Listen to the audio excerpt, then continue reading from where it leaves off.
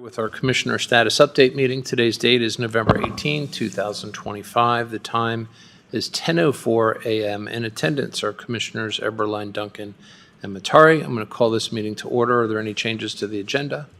Yes, I have an emergency addition, and it has to do with a letter ICREMP Council needs to send today, and it's time sensitive. So we'll make that item 4. Any questions, Commissioner Eberlein? Nope. Nope. Okay, so we can add that. So I move that we amend the agenda to add that item. Second. Commissioner Eberlein? Aye. Commissioner Duncan? Aye. Chair Matari? Aye. I do have a request from someone in our audience today. If we could go through item 3 first, if there's no objection. Okay, so we'll start with item 3. Public comment. Hearing none, we will start our first business item, number 3, Hayden Law Enforcement Agreement. It's a discussion item. And basically, we got the contract back from council. It was forwarded to, or all of the commissioners got a copy of that. Put it on the meeting because I just wanted to see if there was anything that anyone had that they wanted to comment about it, any concerns with it, things that we should be doing that's not in there. Thoughts? I think it's still an ongoing discussion, but I'm okay to get this done to cover FY26 and then continue the discussions all year and not wait until budget time. Which discussions? What do you mean? Just about going forward. I mean, I don't think either party is going to be extremely happy with this, so I still want to have the car discussion going forward, and I think it is a better deal for the county to take care of the cars and not the city. Oh, I agree. Yeah. We should have those on our books and keep them that way moving forward. And then the only other thing is just the reporting, just to expand the robustness of that. But that's something that we can address throughout the year, like you said. So if no one has any objection, then we'll just have that on the business meeting today and get that over to the city of Hayden, because I know that they're on a little bit of a time crunch. Good. I'm agreeable. Okay. Yep. All right. So that's item 3. We'll move on to item 1. Fourth quarter 2025 quarterly financial statement presentation. And we have Brandy Falcon, our finance director, but Kyle, are you going to give us the presentation? Hey, Commissioners. Good morning. Kyle Westrom for the record. So I'm here to present the fourth quarter quarterly. This is all the stuff through September 30th, 2025. It's the last quarter of FY25. I want to start off by reminding everybody this is an unaudited report, so when our audited statements do come out, there will be differences, which is completely normal. I'll start on page 1 if you guys have your report. This is the summary of their budget by elected official. Electronic. And as you note, everyone is under budget except for the sheriff, who's currently at 101% spent. It's about a $500,000 overage for his budget.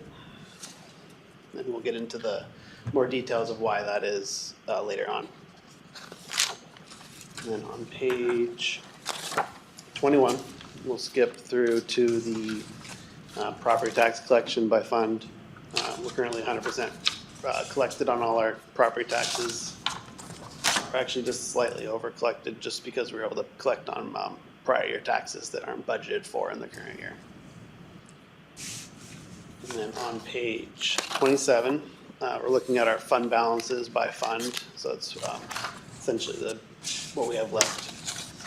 All the fund balances look good here, with the exception of the Fund 14 Health Insurance Fund.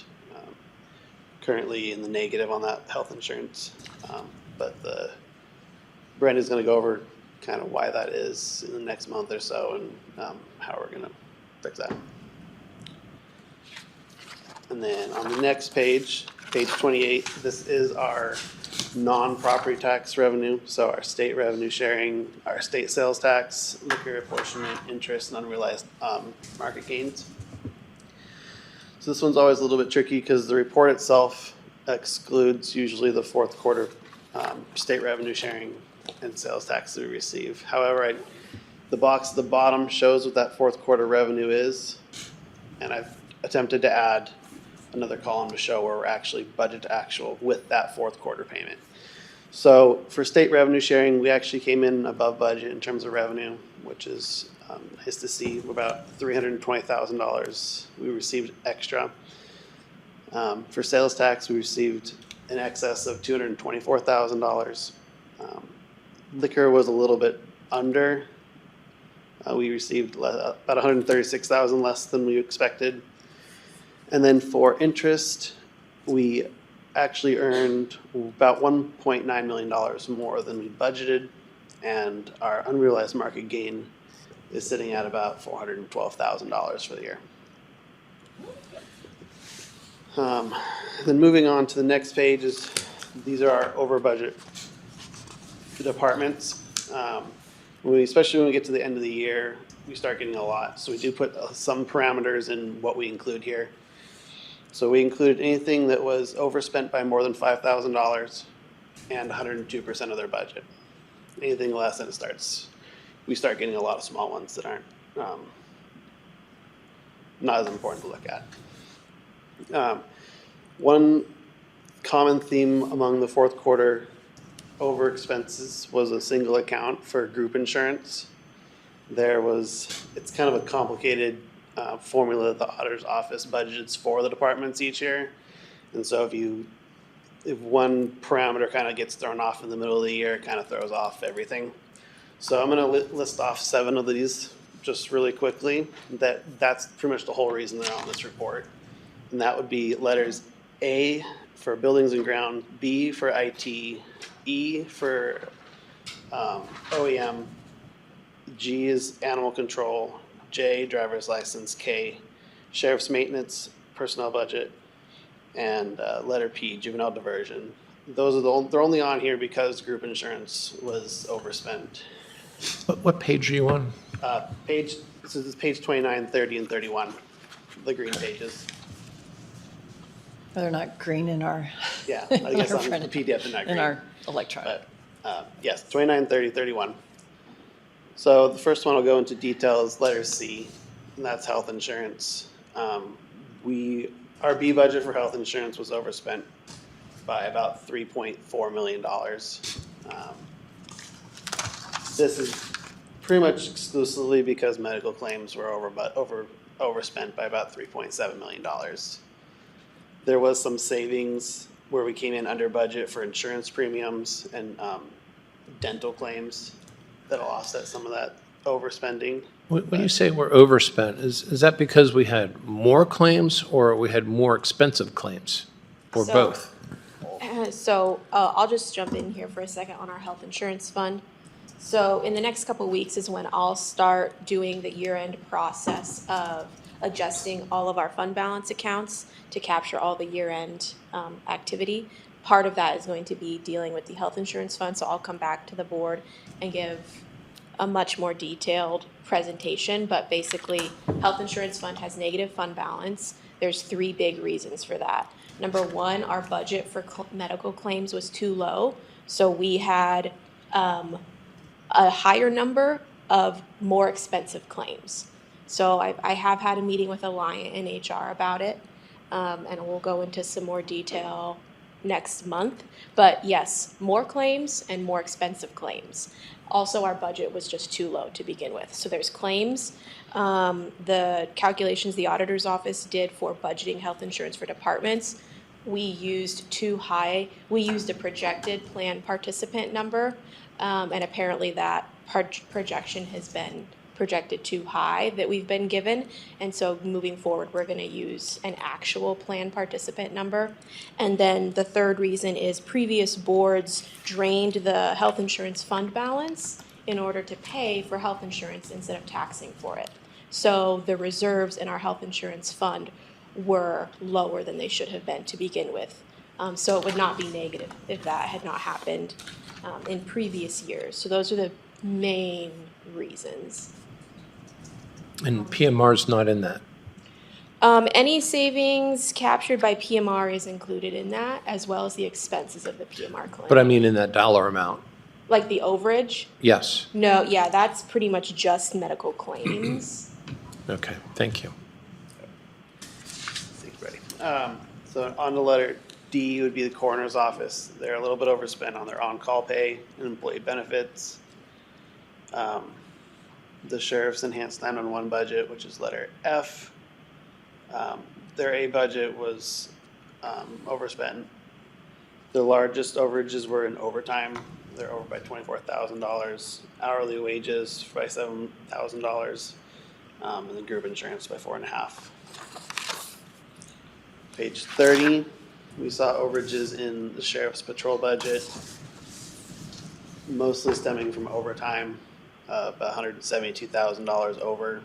And then usually when wages or overtime goes over, you see overages in the correlating expenses like Social Security and retirement. So we're seeing overages there as well. The sheriff's detective budget, they overspent their hourly wages by $65,000, retirement by $6,000. The sheriff's maintenance B budget, the operations budget, they overspent on buildings repair and maintenance, tool and shop equipment, and janitorial service, totaling about $100,000. And then jail operations, their A budget, B budget, and C budget were all overspent. That's letters M, N, and O. The personnel budget, the A budget, their main overages were overtime pay. They overspent their overtime pay by about $1.5 million. And there was some savings in normal wages, temporary wages, to help cover some of that, but not all of it. So $684,000 of savings in regular wages and $30,000 saving in temporary wages. Their operating budget saw overruns in food service of $123,000, medication of $30,000, hospital costs of $18,000, and miscellaneous payments $34,000, along with materials and supplies, maintenance and repairs. And then they currently have a project going for their booking mesh project. It was overspent by $6.7,000. And then finally, letter Q would be the district court judges. They had a budget personnel expense. Their regular wages were overspent by about $6,000. That's mostly what I have. If you guys have any questions, let me know. Any questions?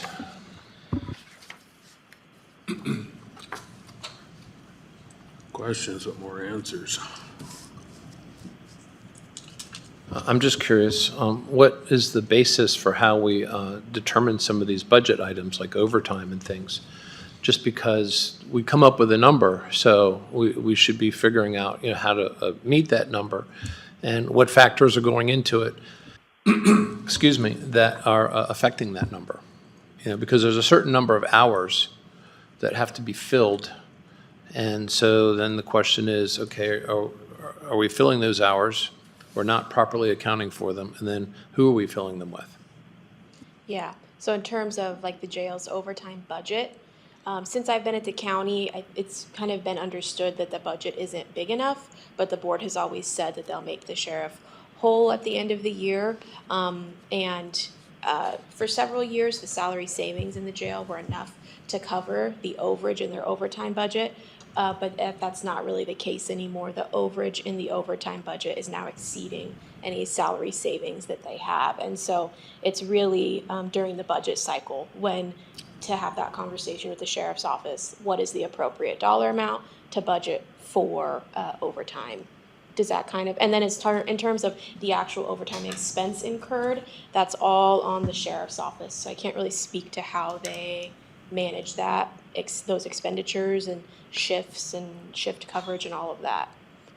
Yeah, I think what you're saying is that we're filling up the ranks. So the margin for error is now gone. And we're raising the wages of the And people we're that are raising the there. wages. So the overtime is more And expensive so than it we have to was. be more precise because we don't have enough cushion, if you will, to cover these overages in one area and underages in others. And you have really expensive employees working overtime in the jail. So you have detectives and patrol deputies and other command staff working overtime in the jail. Their overtime is far more expensive than just a regular detention deputy's overtime. Same with 911. This year we have patrol deputies working overtime shifts in 911. And their overtime is going to be more expensive than a regular dispatcher. Yeah, okay. Well, we should probably talk with folks about trying to be a little more precise with the budgets, because there's no point in having a budget if we can't really strive to be there. And if we're going to go past it, we need to understand why. Yes. Yeah. Yep. So that'll be something for the sheriff's office to present during the next budget cycle. Okay. Any other questions? Okay. Is there anything more? Good. No? All right. Well, thank you.